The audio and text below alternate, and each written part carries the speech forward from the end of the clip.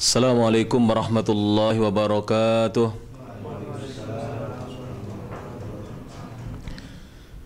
Innal hamdalillah nahmaduhu wa nasta'inuhu wa nastaghfiruh wa na'udzu billahi min shururi anfusina wa min sayyiati a'malina. Man yahdihillahu fala mudhillalah wa man yudlil fala hadiyalah.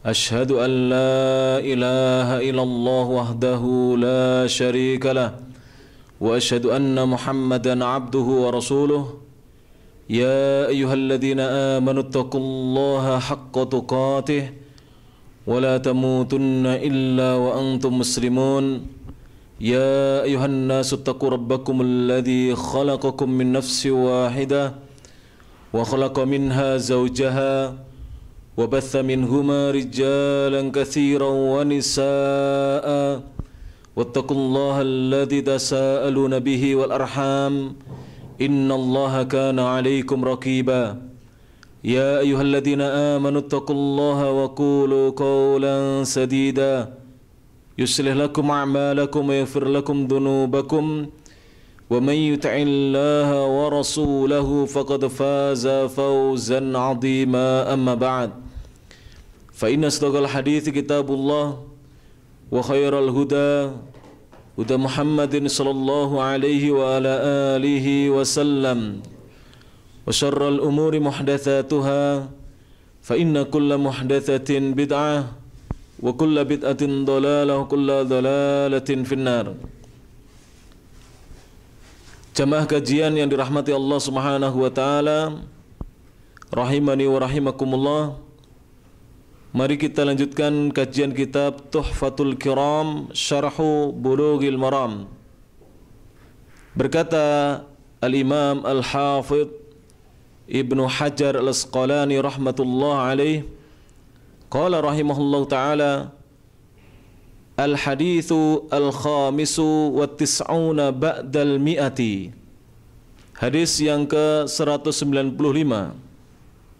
Beliau mengatakan walahu, dan diriwayatkan oleh Imam At-Tirmidzi juga, an Abi Hurairah radhiyallahu anhu, dari sahabat yang mulia Abu Hurairah radhiyallahu anhu, anna Nabiyya sallallahu alaihi wasallam qaal, bahwasanya Nabi sallallahu alaihi wasallam bersabda. Apa kata Nabi sallallahu alaihi wasallam? La yu'adzinu, tidaklah mengumandangkan adzan, illa mutawaddi'un, kecuali seorang yang telah berwudu. Namun hadis yang mulia ini sayangnya wadha'afahu aidan, dan dilemahkan oleh Al-Imam At-Tirmidzi juga. Jadi hadis ini sanadnya adalah dhaif, lemah. Namun masih bisa kita ambil beberapa pelajaran darinya.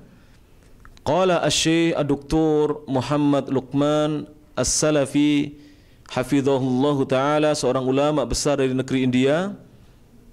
Beliau berkata, ma yustafadu minal hadithi, pelajaran apa yang bisa diambil dari hadis tersebut?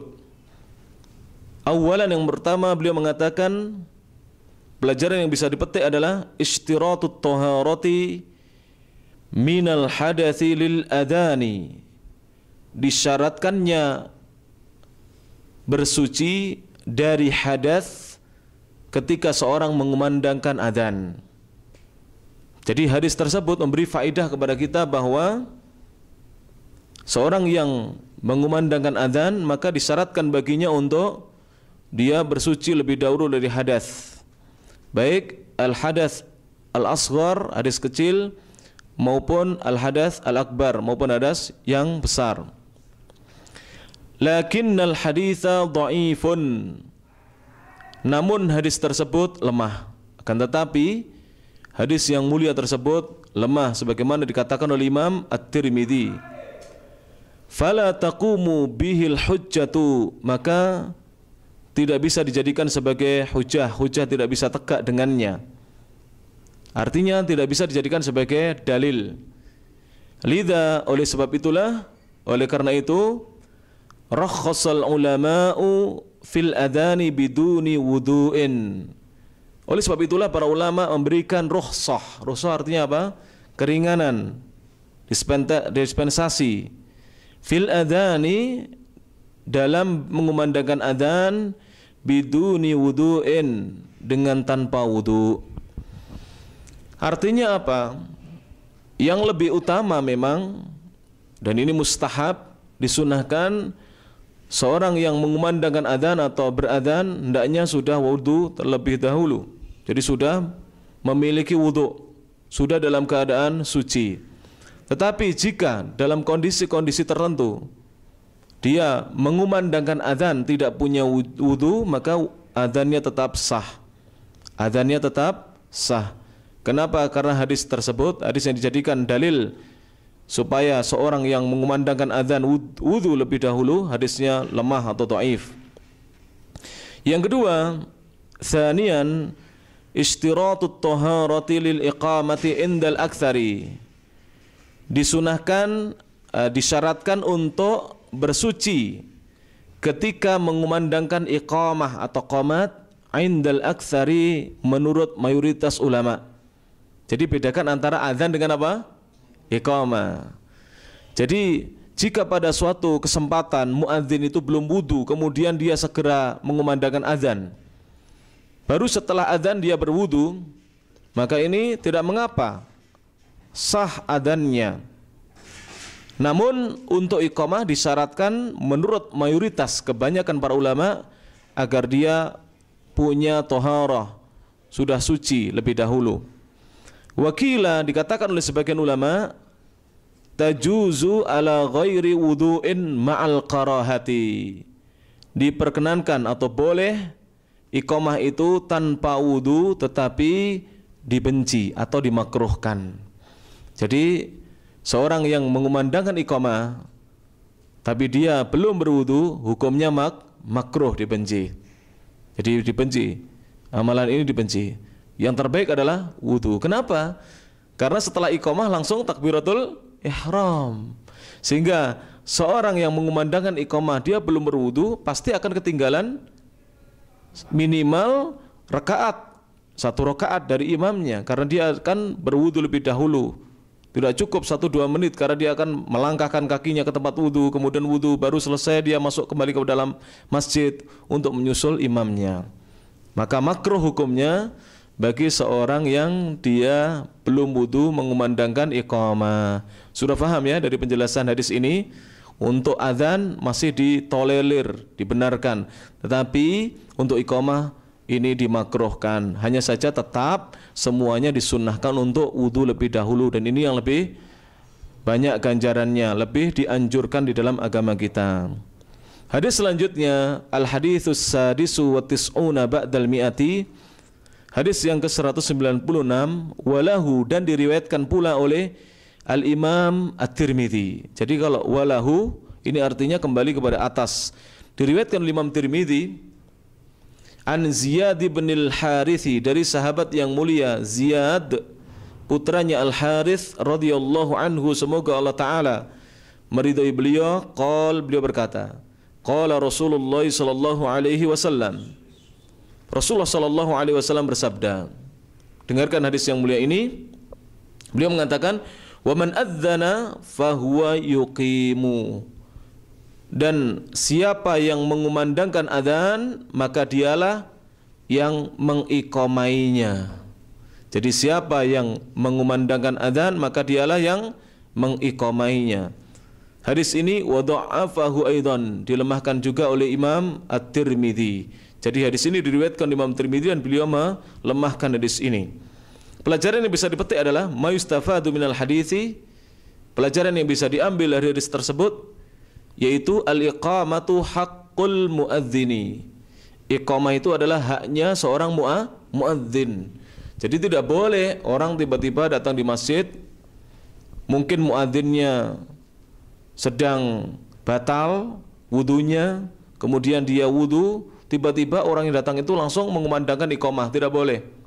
Langsung dia iqamah, tidak boleh. Kenapa?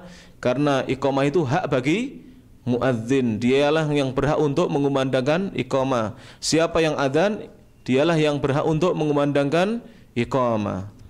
Hadis selanjutnya jemaah yang rahmati Allah Subhanahu wa taala, jelas ya kiranya hadis yang tadi, tidak perlu panjang lebar kita jelaskan.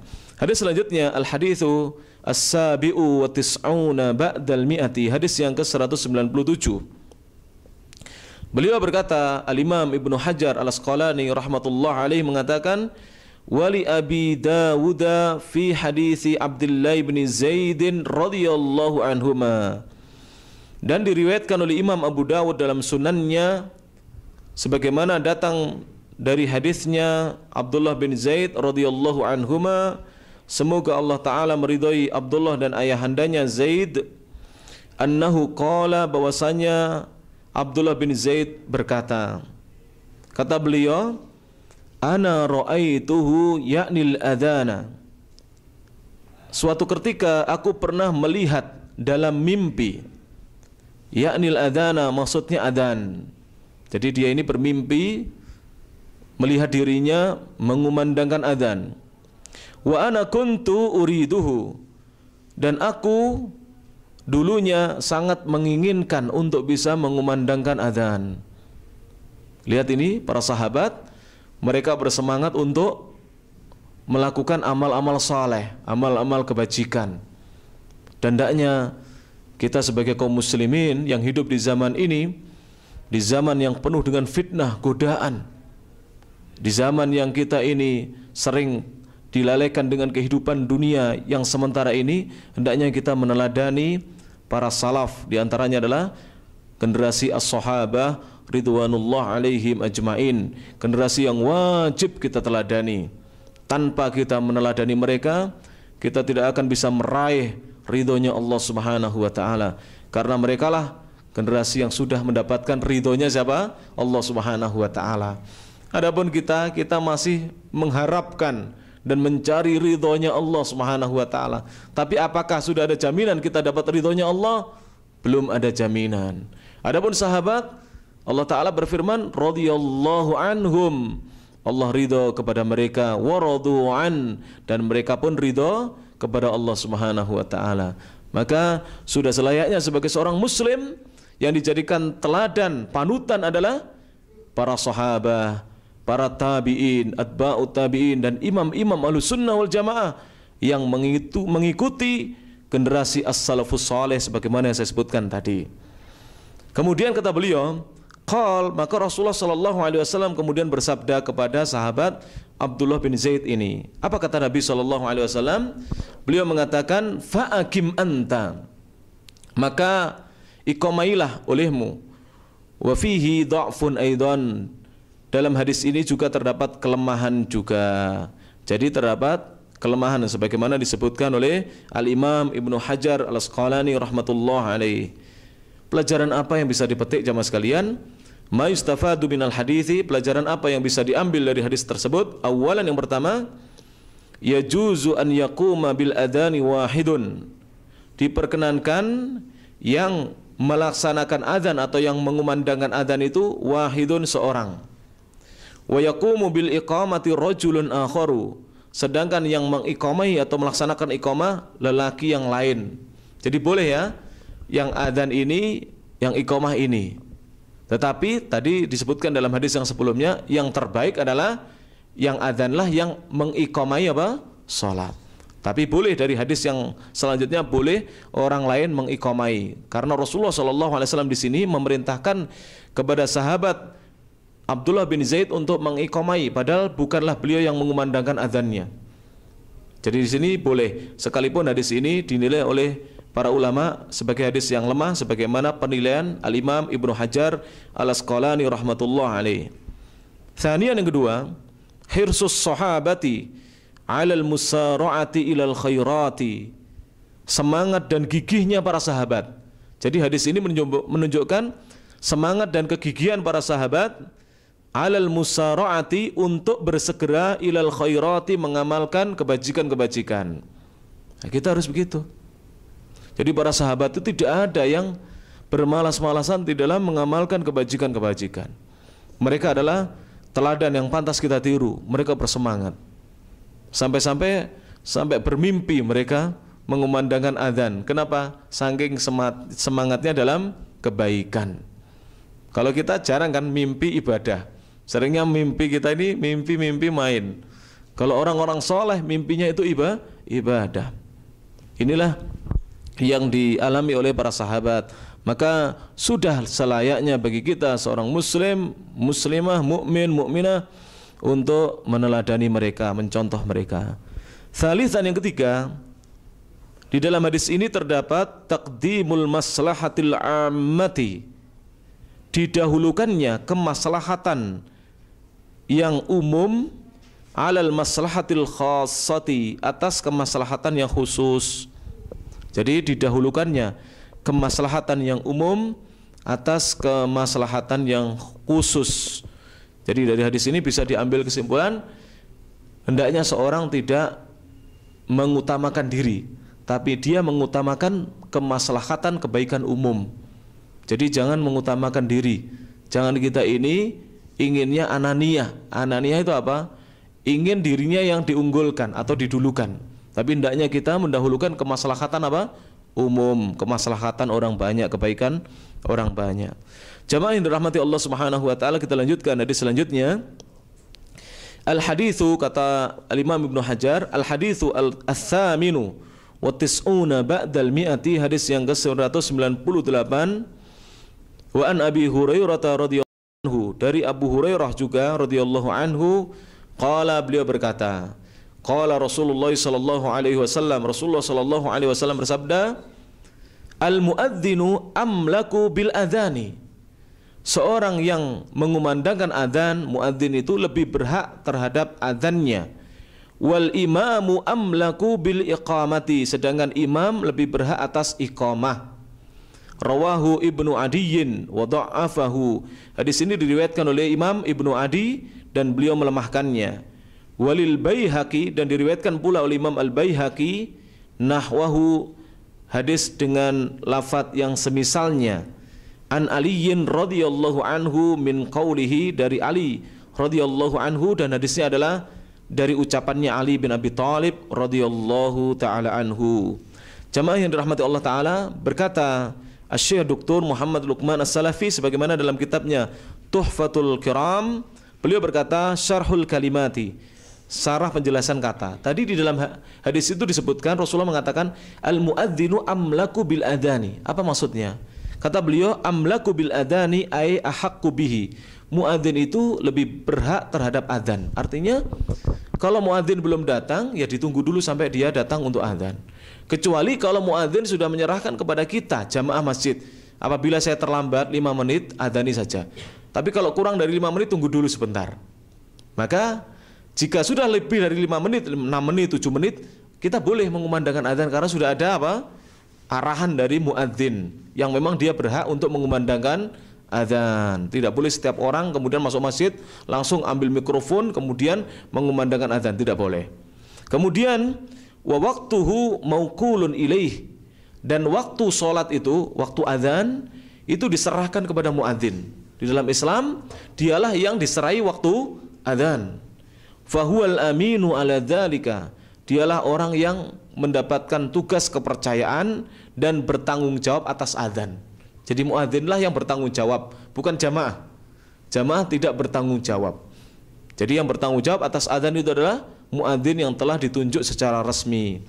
Kemudian tadi Rasulullah bersabda, wal imamu ahaq amlaku bil iqamati, imam lebih berhak atas iqamah. Apa maksudnya? Amlaku bil iqamati ay ahaqqu biha, imam itu lebih berhak atas iqamah. Fala tuqamus salatu, maka salat itu tidak boleh diiqamai, ditegakkan, illa biidnihi, kecuali dengan izinnya imam. Jadi kalau imam belum ada, tidak boleh kita tiba-tiba mengiqamah, ini saya mau kerja ini, kok gak segera iqamah, tidak boleh, harus tunggu imamnya dahulu.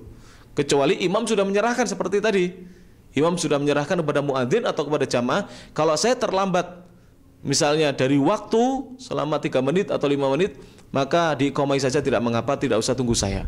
Seperti ini berarti kita boleh, sudah diberi izin oleh imam yang memang dia berhak untuk dikumandangkan iqamah.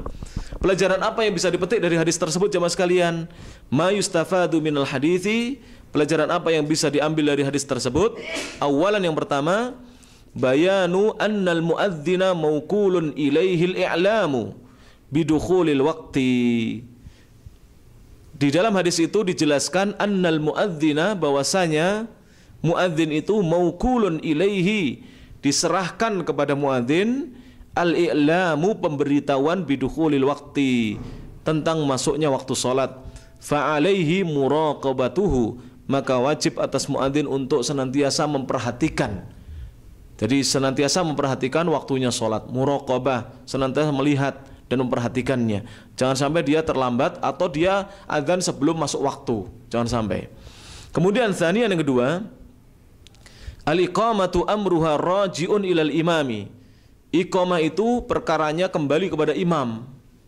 Fala yuqimul muadzinu, muadzin tidak boleh mengiqamai illa bi isyaratihi, kecuali dengan isyarat dari imam. Biasanya imam mengatakan aqimis shalah, tegakkan salat. Kalau di Indonesia sudah iqamai saja. Nah ini, atau segera iqamah. Kalau di Arab sini orang mengatakan aqimis shalah, tegakkan salat. Berarti suruh iqamah muadzinnya. Tapi kalau imam belum memberi isyarat, tidak boleh. Kalau imam belum memberi isyarat, muadzin tidak boleh tiba-tiba berdiri kemudian mengiqamai, tidak boleh. Tsalitsan, yang ketiga, idza kana al-imamu fil masjid, apabila imam sudah berada di dalam masjid, fal ma'mumu yaqumu ma'al iqamati, maka makmum diperkenankan untuk berdiri bersamaan dengan iqamah. Jadi kalau imam di dalam masjid, berdirinya makmum adalah ketika sudah diiqamai. Wa idza kana kharijahu, apabila imam di luar masjid. Jadi imam masih di luar masjid, belum ada di dalam masjid. Kita lihat di dalam belum ada imam, fal ma'mumu yaqumu ba'da ru'yatihi, maka makmum berdiri untuk sholat, maksudnya berdiri adalah setelah melihat imam. Jadi kalau dia sudah lihat imam, sudah ada di depan pintu masjid misalnya, baru dia boleh berdiri. Kalau belum, jangan berdiri, duduk dulu. Ya, fahamin ya. Wa kadzalika yuqimul muadzinu ba'da an yarahu, demikian juga muadzin baru boleh mengiqamai setelah dia melihat imam. Jadi muadzin cara mengiqamai sholat adalah pertama dengan isyarat dari imam, ya kan? Tadi sudah dibacakan. Yang kedua, kalau imamnya masih di luar masjid adalah jika dia sudah melihatnya.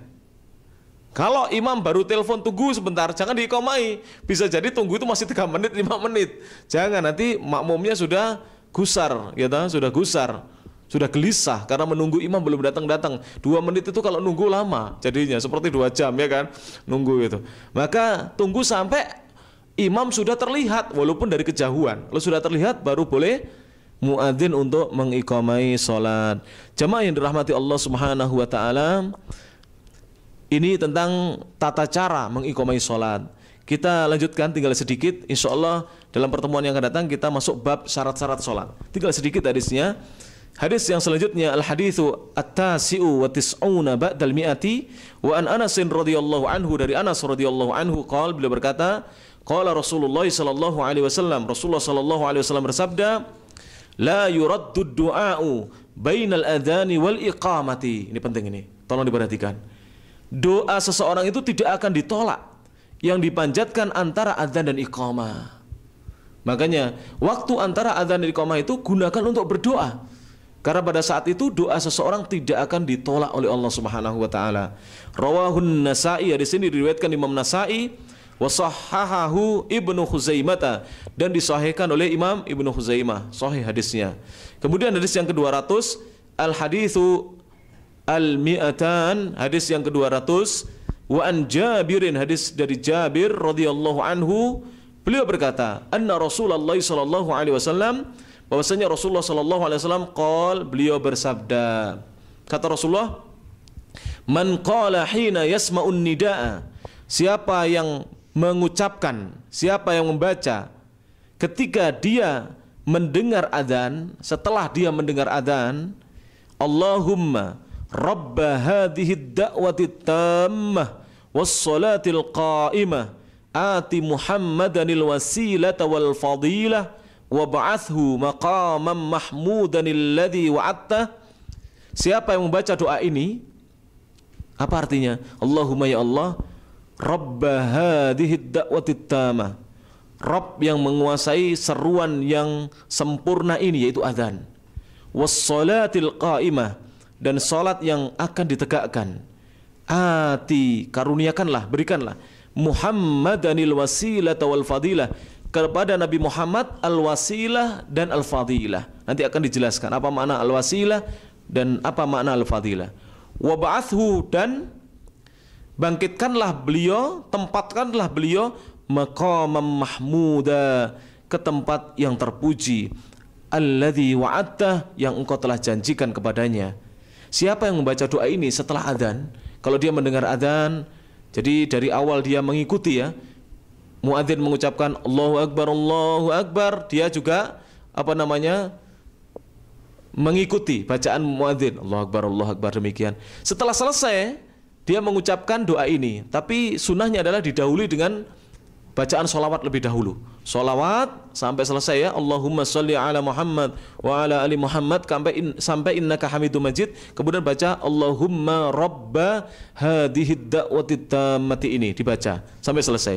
Siapa yang membaca doa ini, halat lahu syafaati yaumal qiyamah, maka wajib bagi orang ini syafaatku pada hari kiamat. Dia berhak mendapatkan syafaat dariku pada hari kiamat. Jadi siapa yang ingin syafaatnya Nabi SAW, dengarkan dengan baik adzan, ikuti. Setelah itu bacalah sholawat dan baca doa Allahumma rabba hadhid da'wati tammah wassalatil qa'imah ati Muhammadanil wasilata wal fadilah wa ba'athu maqamam mahmudanil ladzi wa'attah. Dihafalkan doa ini ya. Ini doa yang mulia. Pelajaran apa yang bisa diambil? Berkata Syekh Dr. Muhammad Luqman As-Salafi hafizallahu ta'ala, syarhul kalimati, syarah penjelasan kata. Al-wasilah itu apa maksudnya wasilah? Wasilah secara bahasa itu perantara, tapi di sini maknanya bukan perantara. Ai manzilatun fil jannah, kedudukan di surga. Jadi doa kita, ya Allah karuniakanlah kepada Nabi Muhammad kedudukan di surga. Uiddat, yang kedudukan ini dipersiapkan oleh Allah li abdin min ibadillah, kepada seorang hamba di antara hamba-hambanya Allah. Wa huwa nabiyyu sallallahu alaihi wasallam, yaitu Nabi Muhammad sallallahu alaihi wasallam. Insyaallah kama jaa fil hadithi, sebagaimana telah datang dalilnya dalam sebuah hadis. Jadi Nabi diberi kedudukan yang mulia di surga. Kemudian apa makna al-maqamul mahmudu? Maknanya adalah huwa syafa'atul uzma, dia adalah syafaat yang terbesar, teragung. Jadi kita kan berdoa, ya Allah berikanlah kepada Nabi Muhammad syafaat yang teragung. Al-mahmud itu maksudnya teragung. Allati yaqumu bihan nabiyyu sallallahu alaihi wasallam yaumal qiyamati, yang mana Nabi akan melaksanakan syafaat ini pada hari kiamat. Jadi nabilah yang diberi oleh Allah Ta'ala izin untuk memberikan syafaat yang agung, yang udma ini pada hari kiamat kepada hamba-hamba Allah yang diridhoinya, yang mendapat ridho dari Allah Subhanahu wa Ta'ala. Kemudian apa makna halat?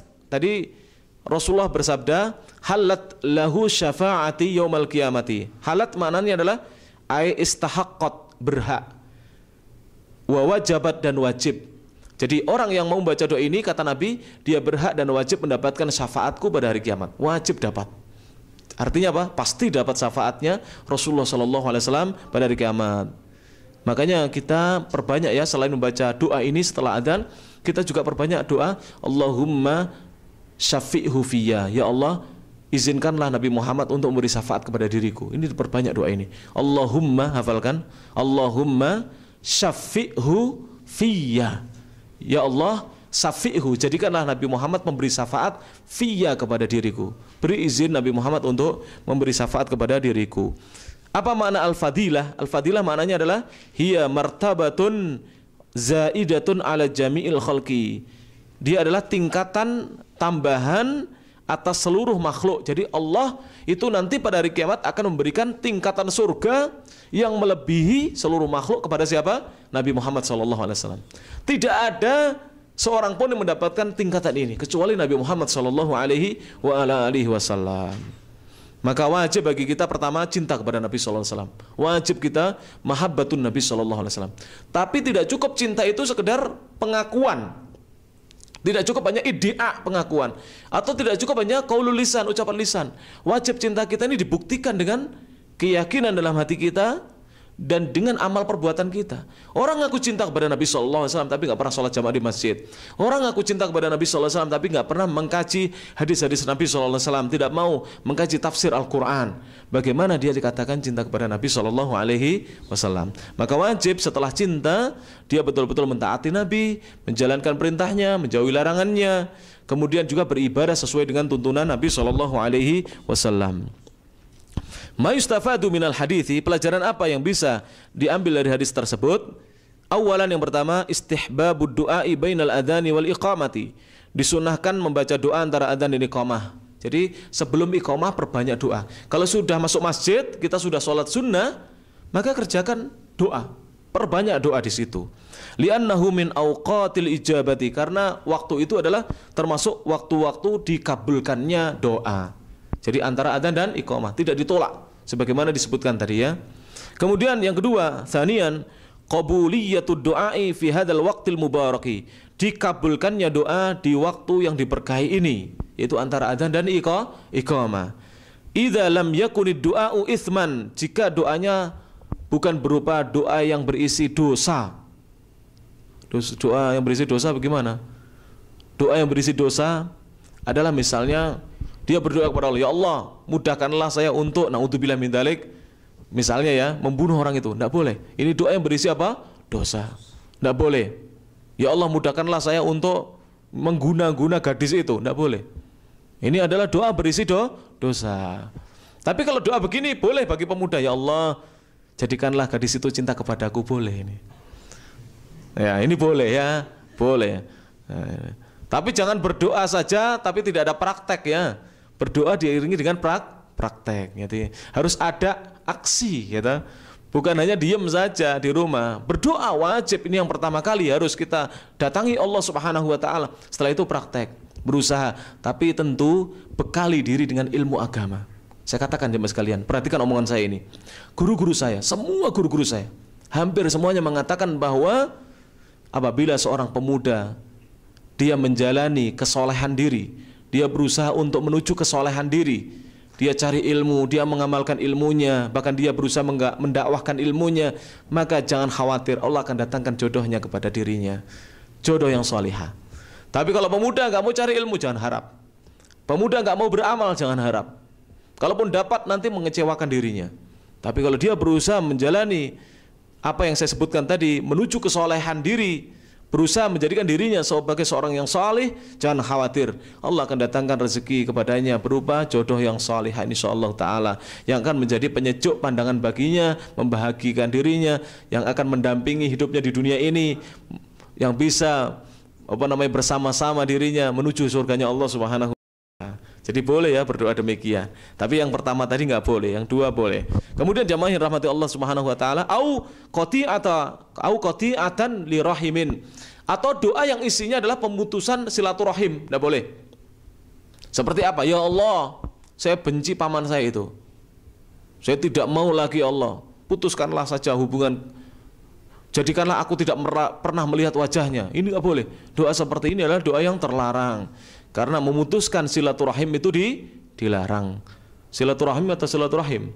Yang betul adalah silaturahim, yaitu menghubungkan hubungan kekerabatan kita. Kemudian yang ketiga, tsalitsan, istihbabul mubadarati il masjidi. Disunahkan untuk bersegera menuju masjid. Liyudrika hadzal waqtal fadila, agar dia mendapatkan waktu yang utama ini, waktu yang memiliki keutamaan ini. Kemudian rabi'an yang keempat, fadlu hadzal du'ail azimi, keutamaan yang dimiliki oleh doa yang agung ini, yaitu doa Allahumma rabba hadhihi da'wati tammah sampai akhirnya, ila akhirih, sampai selesai. Fahuwa sababu syafa'atin Nabi sallallahu alaihi wasallam di ummatihi. Karena doa ini merupakan sebab Rasulullah memberikan syafaat kepada umatnya sallallahu alaihi wasallam. Maka jangan tinggalkan doa ini. Karena doa ini merupakan sebab kita mendapatkan syafaat dari Nabi Muhammad sallallahu alaihi wasallam. Khamisan yang kelima, masyru'iyatu su'alil wasilati lin Nabi sallallahu alaihi wasallam li ummatihi.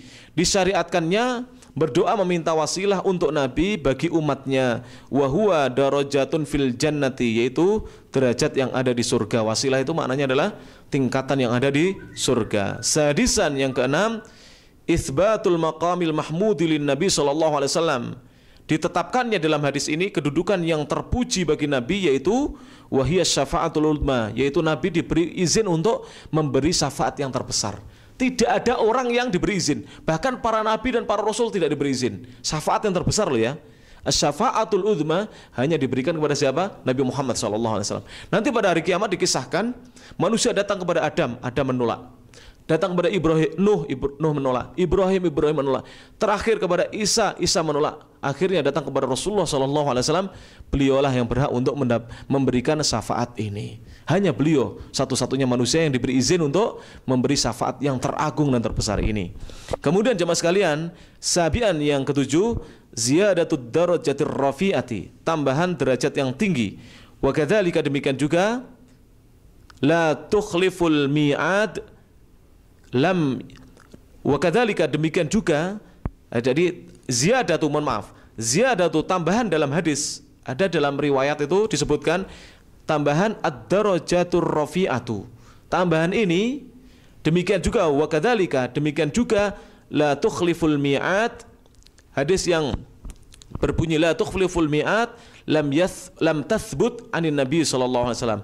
Keduanya tidaklah datang jalannya dengan jalan yang sahih dari Nabi SAW. Jadi tambahan yang berbunyi ad-darajah ar-rafi'ah dan juga la tukhliful mi'at, hadis ini tidaklah sahih dari Nabi SAW. Jadi cukup sampai wa ba'athu maqamam mahmudanil ladzi wa'attah, sampai di situ selesai. Jadi tambahannya tidak sahih dari Nabi SAW. Lam tathbut, riwayatnya anin Nabi SAW. Tsaminan, yang kedelapan, kata beliau, yuqra'u hadzal du'a'u, doa ini dibaca ba'das sholati ala Nabi sallallahu alaihi wasallam, dibaca setelah membaca sholawat kepada Nabi sallallahu alaihi wasallam. Ingat ya, sholawat dulu. Jadi minimal baca sholawatnya Allahumma sholli ala Muhammad wa ala ali Muhammad, minimal. Setelah itu baca Allahumma rabba hadhid da'wati tammati was sholatil qa'imah ati Muhammadanil wasilata wal fadilah wa ba'athu maqamam mahmudanil ladzi wa'attah. Alangkah lebih baiknya kalau selawatnya lengkap sampai innaka hamidum majid. Ini yang bisa disampaikan. Ini insyaallah akan kita lanjutkan dalam pertemuan-pertemuan yang datang. Subhanakallahumma wa bihamdik, asyhadu an la ilaha illa anta, astaghfiruka wa atubu ilaik. Wa akhiru da'wana alhamdulillahi rabbil alamin. Wassalamualaikum warahmatullahi wabarakatuh.